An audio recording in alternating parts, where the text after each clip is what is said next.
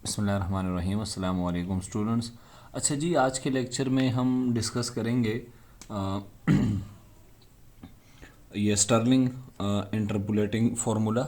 ठीक है, और इससे पहले हमने गॉजेज़ फॉरवर्ड और गॉजेज़ बैकवर्ड इंटरपोलेशन फार्मूला हमने डिस्कस किए थे।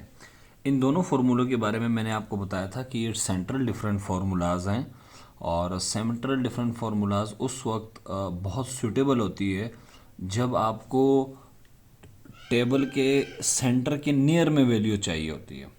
ठीक है, या टेबल के मिड में अगर आपको वैल्यू चाहिए, ये देखें यहाँ पे लिखा हुआ है मिडल ऑफ द टेबल। ठीक है, तो अगर आपको कोई मिसिंग टर्म मालूम करनी है और वो missing term near the centre या मिडल ऑफ द टेबल हो, तब आप सेंट्रल डिफरेंट फार्मूलाज यूज़ करते हैं। अब सेंट्रल डिफरेंट फार्मूलाज बहुत सारे हैं, जैसे गोजेस फॉरवर्ड, गोजेस बैकवर्ड, फिर इस तरह स्टर्लिंग है, बेसल है, फिर लेप्लास एवरेट्स है। तो ये जितने भी फार्मूलाज हैं, ये जब हम सारे पढ़ लेंगे, फिर मैं एक लेक्चर बनाऊंगा कि इसमें से कौन सा कब यूज़ करना है।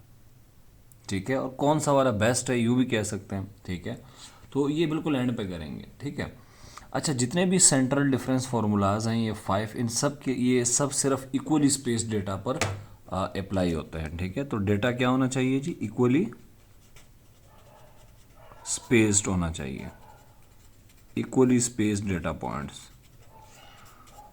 पॉइंट्स या इक्वली स्पेस्ड नोड्स, और ये एक्स की वैल्यूज़ को हम कहते हैं। ठीक है, जो इंडिपेंडेंट वेरिएबल है उसकी वैल्यूज़ को हम नोड्स कहते हैं या डेटा पॉइंट्स कहते हैं, और टेबुलर पॉइंट्स भी उनको कहते हैं। ये पॉइंट्स जो हैं ये इक्वली स्पेस्ड होना चाहिए, इनके दरमियान जो गैप है वो फिक्स होना चाहिए। बहरहाल हमने इससे पहले जो डिस्कस किए थे Newton Gregory forward difference formula, और इस तरह न्यूटन बैकवर्ड डिफरेंस फार्मूला जो हमने डिस्कस किया था, ये हमने उस वक्त भी बता दिया था आपको उन लेक्चर्स में कि ये इंटरपोलेशन के फार्मूले उस वक्त यूज़ किए जाते हैं। फॉरवर्ड उस वक्त यूज़ किया जाता है जब आपको टेबल के शुरू में कुछ मिसिंग टर्म मालूम करनी है या कैलकुलेशन परफॉर्म करनी है। बैकवर्ड उस वक्त सूटेबल होता है जब हम टेबल के एंड पे वैल्यू कैलकुलेट करना चाहते हैं। ठीक है। अच्छा, टेबल के एंड पे हम न्यूटन फॉरवर्ड भी लगा सकते हैं, और टेबल के शुरू में हम न्यूटन बैकवर्ड भी लगा सकते हैं। लगा सकना और बात है, लगा तो हम सकते हैं। ठीक है, अगर आपको क्वेश्चन में एग्जामिनर मजबूर करे कि आप न्यूटन फॉरवर्ड लगाएं, ठीक है, तो फिर आप लगा सकते हैं, कोई टेंशन वाली बात है ही नहीं। मिडल में भी लगा सकते हैं। ठीक है, लेकिन जो सूटेबल होता है वो क्या होता है, जो जो जो जो सजेस्टेड है कि टेबल के शुरू में अगर कुछ कैलकुलेशंस, कोई मिसिंग टर्म है तो न्यूटन ग्रेगरी फॉरवर्ड लगाएं, एंड पे चाहिए तो बैकवर्ड लगाएं, मिडल में चाहिए तो आप सेंट्रल डिफरेंस फार्मूलाज यूज़ करें। ठीक है, तो सेंट्रल डिफरेंट फार्मूलाज में फिर 5 हैं, हम ये एक एक करके पढ़ेंगे, और जब हम ये सारे पढ़ लेंगे फिर हम डिस्कस कर लेंगे कि जिसमें कौन सा बेहतर है, कौन सा कब लगाना है, क्या करना है क्या नहीं करना। ठीक है। अच्छा, स्टर्लिंग फार्मूले के बारे में कुछ बातें याद रखें। एक तो ये याद रखिएगा कि स्टर्लिंग फार्मूला उस वक्त यूज़ किया जाता है कि जब जो मिसिंग टर्म है जो हमें कैलकुलेट करनी है, ठीक है, वो near the centre of the table हो, क्योंकि ये सेंट्रल डिफरेंस फार्मूला है। ठीक है, तो ये उस वक्त यूज़ करेंगे हम। ठीक है। दूसरा जो है, ये जो फार्मूला है ये उस वक्त आपको बहुत ज़्यादा एक्यूरेट रिजल्ट देगा। मोस्ट एक्यूरेट रिजल्ट उस वक्त आएंगे जब मोस्ट एक्यूरेट रिजल्ट उस वक्त आएंगे जब पी की वैल्यू इस रेंज में होगी। ये बहुत इंपॉर्टेंट बात है, यानी पी की वैल्यू -0.25 के बराबर हो या इससे बड़ी हो, या +2.5 से छोटी हो या इसके बराबर हो, यानी पी की वैल्यू इस रेंज में होनी चाहिए। -1/4, 1/4। ठीक है, इस रेंज में होनी चाहिए पी की वैल्यू। यहाँ मैंने पॉइंट में लिख दिया, यहाँ मैंने फ्रैक्शन में लिख दिया। तो P की वैल्यू इस रेंज में होगी तो ज़्यादा एक्यूरेट रिजल्ट मिलेगा। इसका ये मतलब नहीं है कि इस रेंज में नहीं होगी तो हम यूज़ नहीं कर सकते हैं। बहुत इंपॉर्टेंट बात करने जा रहा हूँ। P अगर इस रेंज में होगा तो मोस्ट एक्यूरेट रिजल्ट मिलेगा, इस रेंज में नहीं होगा तो रिजल्ट फिर भी मिलेगा, बहुत ज़्यादा एक्यूरेट नहीं होगा लेकिन रिजल्ट फिर भी मिलेगा आपको। ठीक है, तो ये बात याद रखिएगा। ठीक है, कि ये नहीं कि आप कहें कि P इस रेंज में नहीं आ रहा तो हमने यूज़ ही नहीं करना स्टर्लिंग। ठीक है, ऐसे नहीं करना है। तो ये मोस्ट एक्यूरेट रिजल्ट इस वक्त देता है जब पी की वैल्यू ये हो। अब यहाँ पे ये बहुत इंपॉर्टेंट बात है, ये आपने नोट करनी है, ठीक है। ये वो बातें हैं जो बताई नहीं जाती हैं, ठीक है। अमूमन we have to choose X naught, हमें एक्स नॉट को खुद सेलेक्ट करना होता है, ये आपको पता ही है। Such that P satisfies the above inequality, यानी आपने देखें पी का क्या फॉर्मूला होता है, पी होता है x minus X not upon H. अब इसमें ये याद रखिएगा, ये एच भी एक तरह का गिवन होता है क्योंकि ये इंटरवल का साइज होता है, एक्स भी आपको गिवन होता है। तो रह क्या गया एक्स नॉट, एक्स नॉट आपको क्या करना है, सेलेक्ट करना है खुद ही। तो एक्स नॉट को आपने ऐसे सेलेक्ट करना है, इस एक्स नॉट को हम ओरिजिन कहते हैं, आपको याद होगा, ठीक है, वरना प्रीवियस वीडियोस देख लें इंटरपोलेशन पे। ये ओरिजिन जो है ये आपको ऐसे सेलेक्ट करना है कि जब मैं ये इसमें पुट करूँ ना इस पी के फॉर्मूले में, तो पी की वैल्यू इस रेंज के अंदर आनी चाहिए। तो फिर आपको कैसे रिजल्ट मिलेंगे, अच्छे। और अगर इस रेंज में नहीं आ रहा फिर भी रिजल्ट तो मिलेंगे आपको, ठीक है। बहुत एक्यूरेट नहीं होंगे, ठीक है, तो भी कोई टेंशन वाली बात नहीं है। लेकिन अगर आपको ज़्यादा एक्यूरेट रिजल्ट चाहिए तो आप ये काम करेंगे, ठीक है, एक्स नॉट को ऐसे सेलेक्ट करेंगे। अच्छा, अब ये तो कुछ बातें हो गई हैं जो की देखें। पहली बात क्या है, पहली बात स्टर्लिंग फार्मूला, आपके पास कौन सा फार्मूला है, सेंट्रल डिफरेंस का। उस वक्त ये सूटेबल होता है जब नियर द सेंटर वैल्यू चाहिए, नंबर 1। दूसरी बात क्या है, दूसरी बात यह है कि अगर आपको ज़्यादा एक्यूरेट रिजल्ट चाहिए तो पी आपका यहाँ होना चाहिए इस रेंज में। तीसरी बात यह है कि पी अगर आपको इस रेंज में चाहिए तो आपको एक्स नॉट बड़ी जिसको हम कहते हैं ना एक्स नॉट को, ये स्मार्ट सिलेक्शन करनी होगी आपको एक्स नॉट की, थोड़ा सोचना पड़ेगा, ठीक है। सोचने से अमूमन स्टूडेंट घबराते हैं, और घबराना नहीं है, ठीक है। तो ये 3 बातें होनी चाहिए, ठीक है। सिलेक्शन ऑफ एक्स नॉट, आपको पता होना चाहिए पी किस रीजन में होना चाहिए, और दूसरी बात है कि ये सेंट्रल डिफरेंस, ठीक है, फॉर्मूला है। और एक और बात भी कि जो डेटा होगा वो हमेशा क्या होगा, इक्वली स्पेस्ड होगा, तब जाके हम स्टर्लिंग फार्मूला की तरफ जाएंगे, ठीक है। अब ये तो कुछ बातें हमने क्लियर कर ली हैं, ठीक है, कि ये सेंट्रल डिफरेंस फार्मूला है वगैरह वगैरह। जो सबसे ख़तरनाक बात आती है जो बच्चों के लिए प्रॉब्लम क्रिएट करती है वो ये होती है कि सर इस फॉर्मूले को याद कैसे किया जाए, ठीक है। देखें, फॉर्मूले को याद करने का एक तो ये तरीका है कि आपका हाफ़ज़ा बहुत अच्छा हो, ठीक है। अच्छा, ये अमूमन कम ही होता है, आपका हाफ़ज़ा कितना भी अच्छा हो, लेकिन अगर आप बहुत सारे फार्मूले याद करते हैं तो कोई मसला हो ही जाता है, मिस हो जाती हैं चीज़ें। अच्छा, बेहतरीन तरीका उसका ये है कि आप इस फार्मूले के अंदर देखें कि फार्मूले के अंदर कोई पैटर्न तो नहीं है। जैसे अगर मैं आपको कहूँ, मैं एक पैटर्न लिखने जाऊँ, ऐसे मैं यूँ लिखूँ 2 + 4 + 6 + 8, तो आपको एक पैटर्न नज़र आ रहा है। अब आगे वाली टर्म आप क्या कर सकते हैं, खुद लिख सकते हैं। इसी तरह हमने फॉर्मूले के अंदर कोई पैटर्न तलाश करना है। देखें, वो पैटर्न तलाश करने के लिए थोड़ा सा आपने सब्र के साथ मेरे साथ रहना होगा, ठीक है। अच्छा जी, ये आप देखें जो टेबल बनेगा सेंट्रल डिफरेंस टेबल, इस पर मैं बहुत पहले भी आप लोगों को लेक्चर दे चुका हूँ, ठीक है, वो आप लोग देख लें। और वो आप लोग देख लें, मैंने डिस्क्रिप्शन में लिंक भी दिया हुआ है, ठीक है। अच्छा, बहरहाल ये आपके पास x की वैल्यूज़ हैं 1 2 3 4 5 6 7। इसमें जो मिडल वाली थी इसको मैंने क्या कह दिया, x नॉट। इससे नीचे वाली x1 x2 x3, इससे ऊपर वाली x -1 x -2 x -3। Difference table कैसे बनता है ये ऑलरेडी मैं सिखा चुका हूँ, ठीक है, सेंट्रल डिफरेंस टेबल है ये। सारी मेहनत मैंने सिर्फ फार्मूले को याद कराने के लिए आपको की है, फार्मूले का, और फिर आपको ये याद भी रहेगा, ठीक है। अच्छा, एक्स नॉट के सामने जो फंक्शन की वैल्यू होगी उसे हम एफ नॉट कहते हैं, और एफ नॉट का मतलब क्या होता है, एफ ऑफ एक्स नॉट, ठीक है। एक्स -1 के सामने फंक्शन की वैल्यू को हम एफ -1 कहते हैं, सबस्क्रिप्ट में -1 लिखते हैं, या -2 -3। f2 का मतलब ये होगा कि x2 के सामने लिखा है, f3 का मतलब कि x3 के सामने लिखा है। अच्छा, ये फर्स्ट ऑर्डर डिफरेंसेस हैं, ये सेकंड, ये थर्ड, ये फोर्थ, ये फिफ्थ, ये सिक्स्थ, ठीक है। और इसको हमने यूँ रिप्रेजेंट किया, delta F of x, delta square, delta cube, delta 4, delta 5, delta 6। अच्छा, अब ये मैंने सारे लिखे हुए, delta F, delta F, delta F, delta F. अब लेकिन इम्पॉर्टेंट बात ये है कि ये सब अगर इन सब को आप देखें तो ये कैलकुलेट कैसे होते हैं, बहरहाल मैं अभी बता देता हूँ हल्का पुल्का।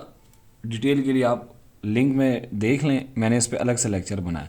दिस माइनस दिस, तो f-2 में से हम ये माइनस करेंगे तो वो डेल f आएगा, और इसके सबस्क्रिप्ट में क्या आएगा, इसके सबस्क्रिप्ट में ये -3 आएगा जो माइनस हो रहा है इससे। f-1 में से ये माइनस होगा तो सबस्क्रिप्ट में क्या आएगा, -2।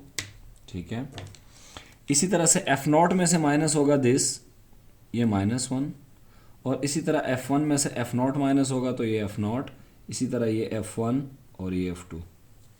ठीक है, अच्छा जी, ये आपने क्या किया, ये फर्स्ट ऑर्डर डिफरेंसेस को आपने एक तरह से उनको सिंबल दिए हैं। ठीक है, उनको कोई नोटेशन दी है आपने।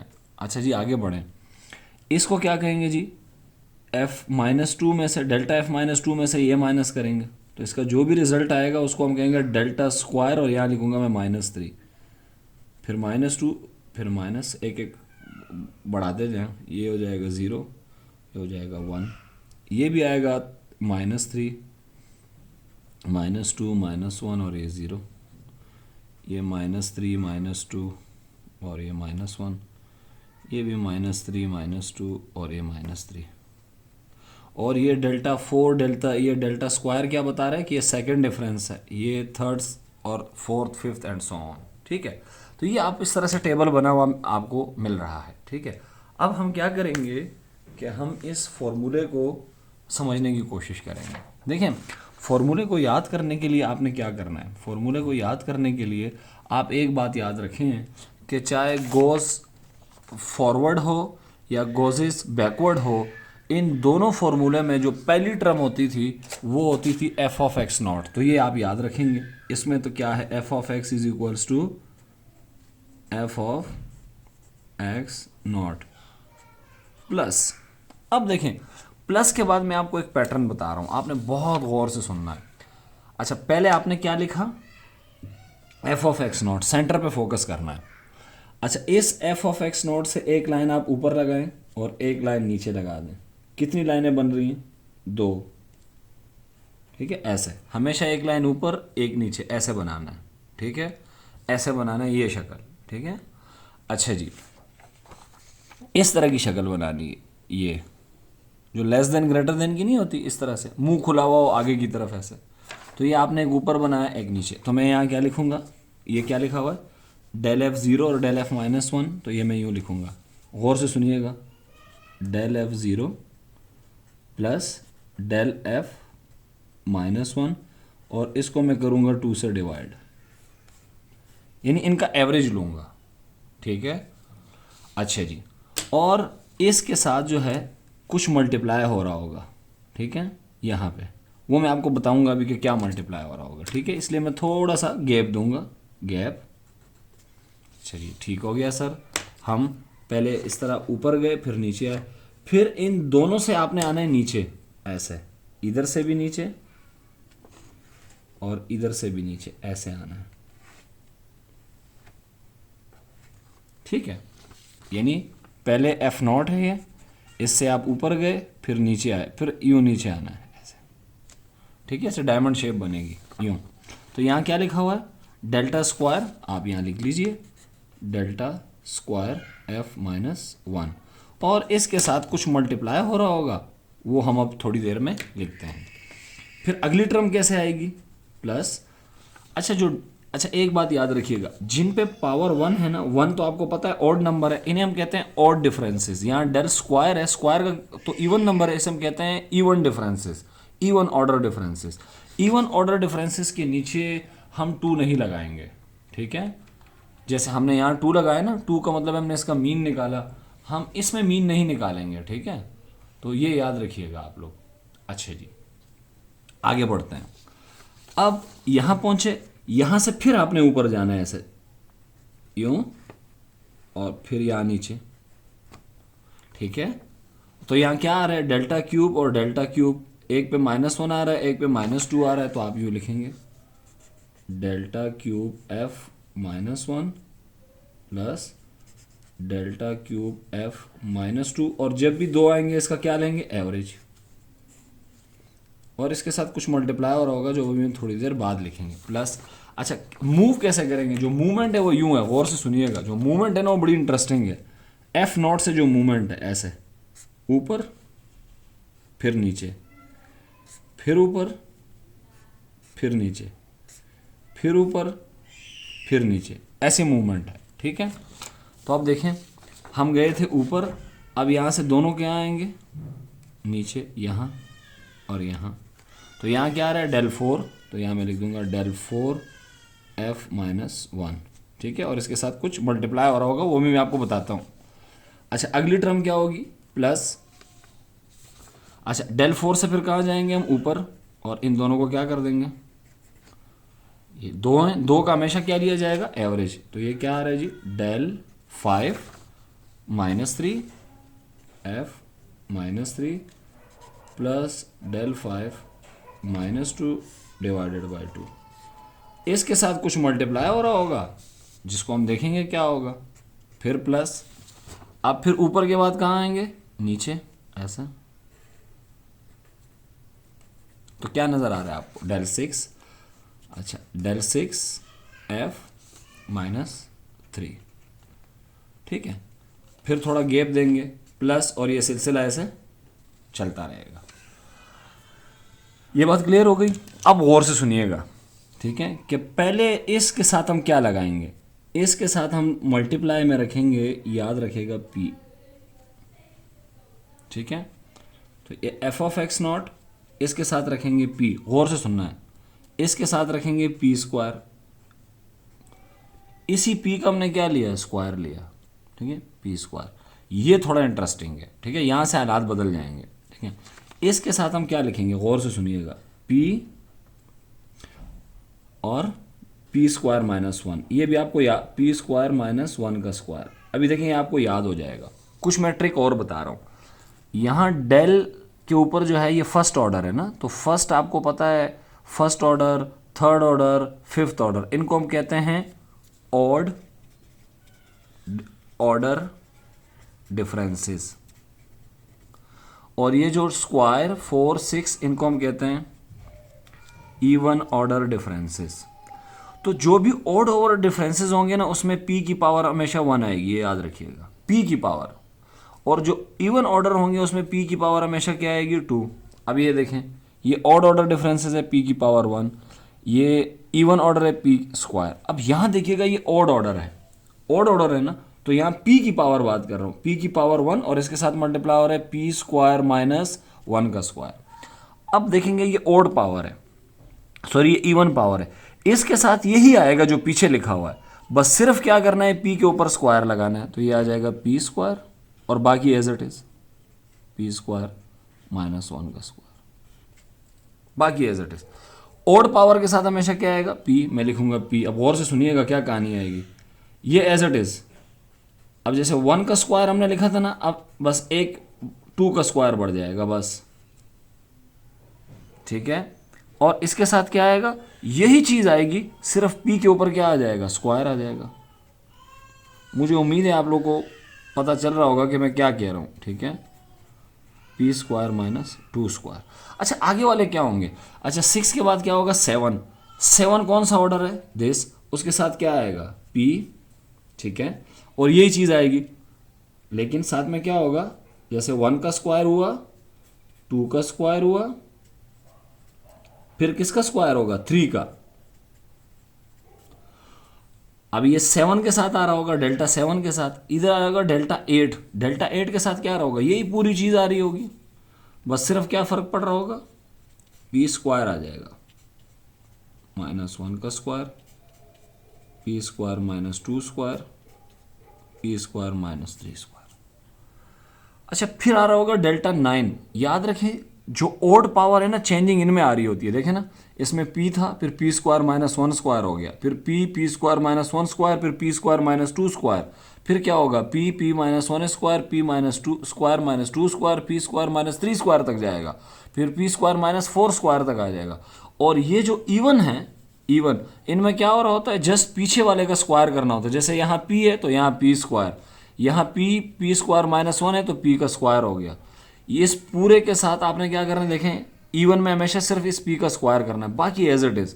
और ये जो इजाफा हो रहा है, p square minus 1 square, p square minus 2 square, p square minus 3 square, ये सिर्फ किस डिफरेंसेस के साथ हो रहा होगा, ऑड डिफरेंसेस के साथ। ठीक है, उम्मीद है कि ये स्टर्लिंग का फार्मूला है, ठीक है, जो उम्मीद है कि आप लोगों को याद हो गया होगा। ठीक है, इस फार्मूले को हम यूज़ करेंगे। ठीक है, तो ये देखिएगा, ये जो जिग जैग की कहानी चल रही है, ये जो आपको पैटर्न नज़र आ रहा है, ठीक है, पहले ऊपर फिर इस तरह से, ये पैटर्न है, देखें ये पैटर्न, देस देस, फिर यहाँ से नीचे, फिर यहाँ से ऐसे ऊपर, फिर नीचे, फिर ऊपर, फिर नीचे, ऐसे। ठीक है, बहरहाल ये आपके पास फॉर्मूला है। ठीक है, अच्छा अब हम एक दफ़ा ऐसे फिर लिखने की कोशिश करते हैं, ठीक है, ताकि फार्मूला बिल्कुल पक्का हो जाए। ठीक है, और ये पूरी ये वाली लाइन होती है ना, ये वाली लाइन, ये दरमियान में, इसको हम सेंट्रल लाइन कहते हैं, इस पर मैं पहले भी बहस कर चुका हूँ। ठीक है, अच्छा पहले क्या आएगा बताइए, F of X is equals to F of X naught, इसके साथ आएगा पी के साथ क्या आएगा, ये, और जब भी दो आ रहे होंगे तो उसका क्या लिया जाएगा, एवरेज लिया जाएगा। अच्छा यहाँ मैंने एक छोटी सी मिस्टेक किया, यहाँ मैं कुछ चीज़ भूल गया। यहाँ देखें, एक बात का ख्याल रखना, ये फर्स्ट ऑर्डर है डिफरेंसेस है तो इसके नीचे आएगा 1 फैक्टोरियल, ये सेकंड ऑर्डर डिफरेंसेस है तो इसके नीचे आएगा 2 फैक्टोरियल, ये थर्ड ऑर्डर डिफरेंसेस है तो नीचे आएगा 3 फैक्टोरियल, ये फोर्थ ऑर्डर है तो नीचे आएगा 4 फैक्टोरियल, ये 5 ऑर्डर डिफरेंसेस है तो यहाँ नीचे लिखें 5 फैक्टोरियल, और ये 6 फैक्टोरियल। ठीक है, ये याद रखिएगा, ये मैं भूल गया था बताना, ये तो आसान है याद रखना, फैक्टोरियल। अच्छा पी आएगा, पी के बाद इन दोनों डिफरेंसेस का एवरेज आएगा, delta F not plus delta F minus 1 divided by 2। अच्छा यहाँ पी आया, अगले में इसका स्क्वायर करना है। ठीक है, और साथ में क्या आएगा, this delta square F minus 1। अच्छा अब हम ये देखें, ये ऑड डिफरेंसेस हैं। अब ये ऑड डिफरेंस में मैंने आपको बताया था ये बड़ा इंपॉर्टेंट होता है, इनमें चेंज आ रहा होता है। ठीक है, जब मैं प्लस करके लिखूंगा ना तो अब मैं पी नहीं लिखूंगा, सिर्फ पी लिखूंगा, और पी स्क्वायर माइनस 1 स्क्वायर भी लिखेंगे, और साथ में इन दोनों का एवरेज लेंगे। क्या आएगा जी इनका एवरेज, -2 और ये -1 अपॉन 2, ये भी डेल 3 है। अच्छा ये सेकंड डिफरेंसेस है तो नीचे 2 फैक्टोरियल आएगा, ये थर्ड डिफरेंसेस है तो नीचे 3 फैक्टोरियल। ठीक है, इस तरह सिलसिला चलेगा। अच्छा अब यहाँ से यहाँ आ रहा है नीचे 4 तक, हम सिर्फ 4 तक जा रहे हैं। ठीक है, अब 4 डिफरेंस कौन सा डिफरेंस है, ये आपको पता ही है कि 4 डिफरेंस कौन सा होता है। ठीक है, इसके नीचे 4 फैक्टोरियल आएगा, ये इवन है। इवन में क्या करते हैं, जो पीछे लिखा होता है वही लिखते हैं, सिर्फ पी पे स्क्वायर लगा देते हैं, तो यहाँ पे आ जाएगा पी स्क्वायर माइनस 1 का square plus dot dot dot. ये हमारा जो है फॉर्मूला है, जिसको मैं कह रहा हूँ स्टेरिक। इसी को हम बार बार यूज़ करेंगे। ठीक है, ये स्टर्लिंग का फॉर्मूला है, सेंट्रल डिफरेंस। ठीक है, अच्छा जी अब हम आते हैं सॉल्यूशन की तरफ। ये एक एग्जांपल है, लिखा हुआ है जी use Stirling formula to find F35। ठीक है, तो F35 का given that F20 is this, F30, F40, F50 दिया हुआ है। तो F20 का क्या मतलब है जी, ये 20 किसकी वैल्यू होती है, x की, ये भी x की वैल्यू है, ये भी x की वैल्यू है, और ये भी x की वैल्यू है। तो x की वैल्यू क्या दी हुई है, 20, 30, 40, 50। ठीक है, f ऑफ x होता है ना, तो x की जगह इन्होंने ये वैल्यूज पुट कर दी। और ये किसकी वैल्यूज़ हैं, ये 512 और ये आगे 439, और ये इस फंक्शन की वैल्यू है। तो 20 के सामने x की मैंने ये वैल्यूज़ लिख दी, 20, 30, 40, 20 के सामने 512, 30 के सामने 439 एंड सो ऑन। और हमें क्या फाइंड करना है, f ऑफ 35। 35 का ढूंढो, 35 x में यहाँ कहीं 35 होगा, इस पॉइंट पे यहाँ कहीं होगा 35, ये हमारा क्या है, x है। ठीक है, अच्छा आपने कोशिश ये करनी है कि x नॉट आपका क्या, अच्छा ये 35 हो गया। अच्छा फिर ये देखें, ये 20 और 30 के दरमियान कितने का डिफरेंस है, 10 का, तो ये आपका हो गया h। 30 और 40 में 10 का, 10 और 40 और 50 में 10 का, तो इसका मतलब है डेटा हमारा क्या है, equally spaced, equally spaced data. ठीक है, और हमें सेंटर में वैल्यू चाहिए, तो इसका मतलब है सेंटर डिफरेंस फार्मूला लगेगा। तो उसने कहा है कि क्वेश्चन में यही कहा है, ठीक है, कि स्टेरलिंग लगाएं, तो स्टेरलिंग लगाए तो स्टेरलिंग ही लगाएंगे, पड़ेगा हमें, ठीक है, और तो कोई हल नहीं है हमारे पास।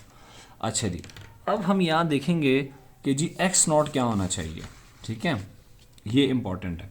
अच्छा, ये जो एक्स के करीब, मेरा ख्याल ये है, जो मेरा तजर्बा है, ठीक है, वो ये है कि जो एक्स के करीब होता है ना वो स्टर्लिंग में लिया जाता है। तो एक्स के करीब क्या है जी, 35 से कितना जो दूर है, 5 का फासला है, और 30 और 35 में भी 5 का फासला है। तो आपकी मर्ज़ी है 40 ले लें या 30 ले लें, आपकी मर्ज़ी है, लेकिन मैंने 30 लिया हुआ है। तो ये जो 30 है ये हमारा क्या है जी, ये एक्स नॉट है। अच्छा जी, तो ये हमारा एक्स नॉट है, और जो एक्स से ऊपर है, एक्स के करीब जो होगा वो ले लें आप, 40 भी ले सकते हैं, 30 भी ले सकते हैं, क्योंकि दोनों ही एक्स के करीब हैं, ठीक है।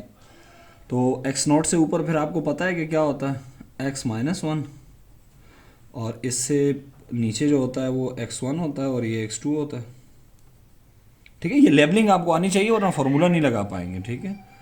तो ये आपका होता है f माइनस 1, ये f नॉट होता है, x1 के सामने f1 और x2 के सामने f2। अब ये सारे, इसको भी लेबल करना होगा, ये फर्स्ट ऑर्डर डिफरेंसेस है, तो ये आएगा डेल्टा f, ये भी डेल्टा f, ये भी डेल्टा f। अब मैं आपको शॉर्टकट बताता हूँ, ये डेल्टा f, ये डेल्टा f और ये डेल्टा f, ठीक है। शॉर्टकट क्या है, ऊपर क्या लिखा हुआ है जी, वही लिखना होता है हमेशा यहाँ पे, -1, ठीक है। फिर इसके नीचे 0, इसके नीचे 1। अब यहाँ पे आए तो पीछे देखें, सबसे ऊपर क्या लिखा हुआ है, -1, इससे नीचे क्या लिखा हुआ है, नॉट। इधर आए, सबसे ऊपर क्या लिखा हुआ है, -1।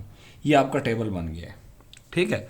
अब हम h, तो हमारे पास है h10 है, x नॉट भी है, x भी है, p निकालते हैं जी। p किसके बराबर होगा जी, x minus X naught over h, ठीक है। तो इसमें वैल्यूज पुट करते हैं जी, तो वैल्यूज पुट करेंगे तो x कितना है जी, 35 माइनस 30 और डिवाइडेड बाय 10, तो ये हो जाएगा 5 डिवाइड 10, ये 0.5 हो जाएगा। इस 0.5 को देखें, ये 0.5 इस रेंज में नहीं आ रहा, इस रेंज में, लेकिन चूंकि क्वेश्चन जिस शख्स ने दिया है वो बजिद है कि आप स्टर्लिंग लगाएं, तो हम स्टर्लिंग ही लगाएंगे, स्टर्लिंग, ठीक है, स्टर्लिंग ही लगाएंगे, ठीक है। तो हम स्टर्लिंग लगा रहे हैं, ठीक है, ठीक है, लेकिन ज़्यादा एक्यूरेट रिजल्ट उस वक्त आते हैं जब ये इस लिमिट में होता है, ठीक है, पी की वैल्यू, ठीक है, वो हम नेक्स्ट एग्जाम्पल में देखेंगे। तो पी भी आ गया हमारे पास, ठीक है। अच्छा, ये एक्स नॉट है, ये आपका एफ नॉट है। अच्छा, अब फॉर्मूला कैसे बनेगा, फॉर्मूला मैंने आपको बताया था, एफ नॉट से यूँ जाना इस तरफ, इस तरफ, फिर एफ नॉट से यूँ इधर से नीचे, यानी ऊपर, इस तरह से ऊपर फिर नीचे, ठीक है। अच्छा, अब ज़रा ये देखें कि क्या मैं ये ऊपर गया नीचे आया, इस तरह से ना, यूँ ऊपर नीचे, फिर यहाँ दोनों से हम आएंगे इस तरह ऊपर इधर, ठीक है, नीचे ऊपर, यही कहानी है। अब इससे आगे तो मैं जा ही नहीं सकता, इससे आगे अगर मैं जाऊँगा इधर और इधर, तो मुझे नीचे तो मिल रहा है, ऊपर नहीं मिल रहा मुझे कुछ, तो इसका मतलब है ये थर्ड ऑर्डर डिफरेंस यूज़ नहीं होगा, ठीक है, क्योंकि दोनों होने चाहिए, ठीक है। तो दोनों नहीं है, तो इसका मतलब है थर्ड ऑर्डर डिफरेंस यूज़ नहीं होगा। तो फॉर्मूला हमारा कहाँ तक होगा, सेकंड ऑर्डर तक सिर्फ होगा। तो सेकंड ऑर्डर तक तो फॉर्मूला बड़ा सिंपल होता है। क्या होता है जी फॉर्मूला, एफ ऑफ एक्स किसके बराबर है, एफ ऑफ एक्स बराबर है, पहली टर्म होती है F of X not, P के बाद क्या होता है जी, इन दोनों का एवरेज, इन दोनों का, तो ये लेंगे आप delta F not plus delta F minus 1 divided by 2, फिर इसका स्क्वायर पी स्क्वायर, और फिर यहाँ से हम गए पहले ऊपर, अब हम आ रहे हैं नीचे इस तरह एक पॉइंट पे, ठीक है। यहाँ से हम ऐसे ऊपर जाएंगे नीचे, इधर से फिर आएंगे नीचे, और फिर यहाँ से ऊपर ऐसे, ठीक है। तो अब हम कहाँ पहुँचे, -20 पे। ये क्या है जी, ये डेल्टा स्क्वायर है, सॉरी ये डेल्टा स्क्वायर है, ये डेल्टा क्यूब है, तो ये डेल्टा स्क्वायर पे पहुँचे हम। तो मैं लिखूँगा डेल्टा स्क्वायर एफ माइनस 1 और डिवाइडेड बाय 2। डेल्टा क्यूब पे नहीं जाएंगे, क्योंकि जब मैं डेल्टा स्क्वायर से ऊपर भी गया और नीचे भी गया तो नीचे तो रकम मिल रही है, ऊपर नहीं मिल रही, लिहाजा हम इस फॉर्मूले को यहीं रोक देंगे और इसमें अब हम वैल्यूज पुट करेंगे। तो बताएं एफ ऑफ एक्स नॉट कितना है? एफ ऑफ एक्स नॉट ये रहा, एफ नॉट 439, पी की वैल्यू हम निकाल चुके हैं, ये 0.5 थी, ये रही। अब डेल्टा एफ नॉट कितना है? डेल्टा एफ नॉट ये रहा -93 प्लस -73 डिवाइडेड बाय 2। पी का स्क्वायर का मतलब है 0.5 का स्क्वायर, 2 फैक्टोरियल 2 ही होता है, इसलिए मैंने 2 ही लिखा था 2। और डेल्टा स्क्वायर जो आपको मिल रहा है f-1 वो -20 है। ठीक है, इस पूरे को, और यहाँ x की जगह हमने क्या पुट करना है जी? x की वैल्यू ये रही 35, ये मैंने यहाँ लिखी हुई है, तो ये f35। तो f35 जो आपको मिल रहा है ये आप कैलकुलेट कर लेंगे, ठीक है, मुझे उम्मीद है ये आपको मिलेगा 395। अच्छा, जो वैल्यू आपने कैलकुलेट की है ना, वो होपफुली इस x0 और x1 के बीच में आएगी। तो x0 कितना है 439 और x1 कितना है 346। तो जो f ऑफ x की वैल्यू आई है वो 395 है, तो उसके बीच में ही है, चेक करें 395 यहीं कहीं होगी। ठीक है, तो इसका मतलब है कि हमने जो क्वेश्चन अटेम्प्ट किया है वो ठीक किया है, ये इसका आंसर होगा। ठीक है, आगे देखें जी, आगे का क्वेश्चन और इंटरेस्टिंग है, कोई नई बातें आपको मिलेंगी सीखने को। कह रही the following table gives the values of exponential x, ये एक्सपोनेंशियल एक्स की वैल्यू है। ठीक है, for certain equi distance values of x. कह रहे हैं हमने जो एक्स की वैल्यू ली है वो ऐसे लिए कि वो इक्वी डिस्टेंट है। इक्वी डिस्टेंस का मतलब कि उनके दरमियान जो गैप है वो सेम है of X. Find the value of exponential X when X is equal to 0.644 by using given table. ठीक है, टेबल को यूज़ करना है, ऐसे नहीं कि आप कैलकुलेटर में एक्सपोनेंशियल एक्स हो और एक्स की जगह आप क्या पुट कर दें, ये 0.644 और कैलकुलेट कर लें वैल्यू। ठीक है, ऐसे नहीं करना है, इंटरपोलेशन यूज़ करनी है। अच्छा, एक्स की वैल्यूज़ क्या दी हुई है? 0.61, 0.62, 0.63 ये दी हुई है। तो आप देखें एक्स की वैल्यूज़ के दरमियान गैप कितना है, आप इन दो एक्स की वैल्यूज़ के दरमियान गैप निकालेंगे, वो आएगा 0.01, ये आपका एच होता है। ठीक है, देखें 0.63 के दरमियान में भी 0.1 का है, और इसको हम कहते हैं जी स्टेप साइज, स्टेप लेंथ भी कहते हैं। ठीक है, बहुत सारे नाम हैं, मैं शुरू के लेक्चर्स में बता चुका हूँ। और ये एक्सपोनेंशियल एक्स की वैल्यूज़ यहाँ हैं, तो एक्सपोनेंशियल एक्स को मैंने कह दिया एफ ऑफ एक्स। ठीक है, ये एफ ऑफ एक्स की वैल्यूज़ है।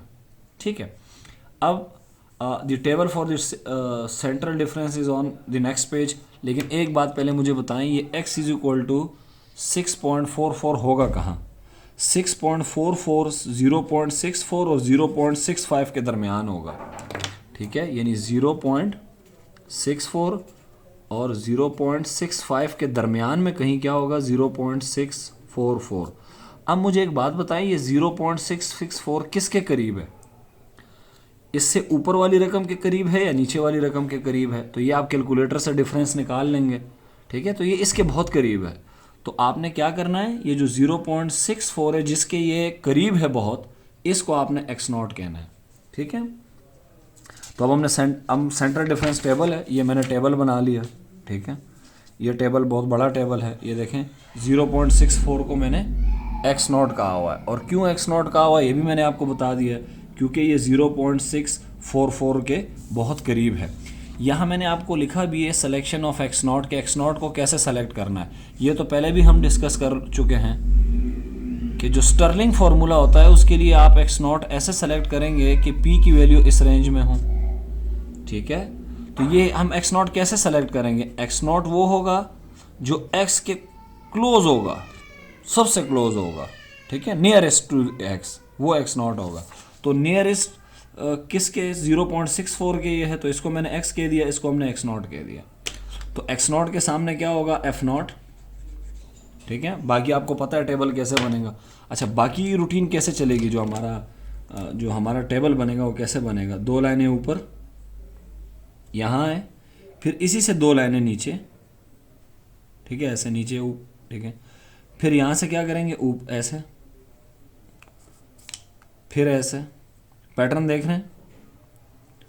पैटर्न आपको नज़र आना चाहिए। ठीक है, सिर्फ फिर यहाँ ऊपर नीचे, फिर यहाँ ऊपर और ये भी ऊपर, ठीक है, ऐसे नीचे ऊपर, सॉरी, इस तरह से। तो पैटर्न आपको जो मिल रहा है ना वो यूँ मिलेगा आपको, इस तरह से, ऐसे, फिर यूँ, ठीक है, फिर यहाँ से ऊपर, फिर ऐसे, ऐसे पैटर्न आपको मिलेगा। अच्छा, अब इसमें जो इंटरेस्टिंग बात है कि सर ये सवाल आप क्यों करा रहे हैं, ठीक है, देखिए इसमें गौर से देखिएगा, ये जो थर्ड ऑर्डर डिफरेंसेस हैं, ये बात मैंने आगे जाके लिखी हुई है, इन थर्ड ऑर्डर डिफरेंसेस को देखें, ये क्या है, बहुत छोटे हैं, चेक करिए तो ज़ीरो ही हो गया है। ये थर्ड ऑर्डर डिफरेंसेस चेक करें, स्पेशली जो यूज़ हो रहे हैं, ये दोनों यूज़ होंगे, ये तो यूज़ नहीं होगा। तो जो थर्ड ऑर्डर डिफरेंसेस हैं वो बहुत छोटे हैं।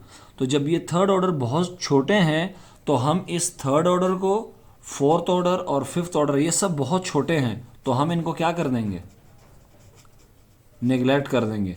और हम फॉर्मूला डेल 6 तक नहीं लिखेंगे, बल्कि हम इसको भी नेग्लेक्ट कर देंगे, हम फॉर्मूला सिर्फ कहाँ तक लिखेंगे, डेल स्क्वायर तक। बहुत इंपॉर्टेंट बात है, ठीक है, बहुत कम किताबों में भी लिखी है और बहुत कम लोग बताते हैं, ठीक है। तो ये बात हमने यहाँ लिखी भी थी कहीं एक जगह पे, अगर वो मुझे पेज मिल गया, ठीक है, ये रहा, ये बात लिखी हुई है, the third difference contribution is negligible. Third difference का जो कंट्रीब्यूशन है ना वो बहुत नेग्लिजिबल है, क्योंकि वेरी वेरी स्मॉल है, ये वैल्यूज़ बहुत छोटी हैं, लिहाजा हम इन सारे डिफरेंसेस को नेग्लेक्ट कर देंगे। तो फिर हम क्या करेंगे, we will use Stirling formula by neglecting all the terms after second differences. तो जो डेल क्यूब, डेल 4, डेल 5, वो सारी टर्म्स हम क्या कर देंगे, नेग्लेक्ट कर देंगे। ये स्टर्लिंग फार्मूला है, ठीक है। अब हम इसमें वैल्यूज पुट करेंगे। अब F of X not, F of x, x की वैल्यू क्या है जी, एक्स की वैल्यू यहाँ हमने देखी थी, ये रही जी, एक्स की वैल्यू है 0.644, ठीक है, तो ये मैं लिखूंगा 0.644। एफ ऑफ एक्स नॉट कहाँ से मिलेगा, टेबल से, याद रखिएगा, टेबल इज वेरी इंपॉर्टेंट। ये रहा एफ नॉट 1.896481 प्लस पी हमने निकाला नहीं, पी निकालते हैं जी। पी कैसे निकालेंगे, पी का फॉर्मूला होता है जी x minus X naught over H. तो p is equal to X कितना है जी, x की वैल्यू, ये कहाँ गया x की वैल्यू है, ये बहुत छोटी है, लेकिन ये सॉरी 0.644, बहुत छोटी तो नहीं है, माइनस 0.64 डिवाइडेड बाय h कितना था, h x की वैल्यूज़ के दरमियान गैप होता है, देखिए इन दोनों के दरमियान गैप कितने का है, 0.01, और ये फिक्स होना चाहिए ये गैप, ठीक है, 0.01, ठीक है। अब हम इसको कैलकुलेट कर लेंगे, ठीक है, इसके लिए हमें कैलकुलेटर चाहिए। तो ये बड़ा सिंपल है, लेकिन मैं वैसे ही 0.644 आप लोग की तसल्ली के लिए कर रहा हूँ, माइनस 0.64 ये हो गया जी, और divided by 0.644 minus 0.64 this and divide by 0.01, तो ये आपके पास आ जाएगा 0.4। अब इस 0.4 को देखें, क्या ये 0.4 इस रेंज में है, तो ये तो इस रेंज में नहीं है, लेकिन अब अगर मैं 0.65 भी लेता हूं तो उससे ये रेंज और बढ़ जाएगी, ठीक है, यानी ये जब मैं अगर इसको लूँगा तो ये शायद 1.6 आ जाए, ठीक है, तो फिर हम मजबूर हैं, ठीक है, कि अब यही ले सकते हैं, ठीक है।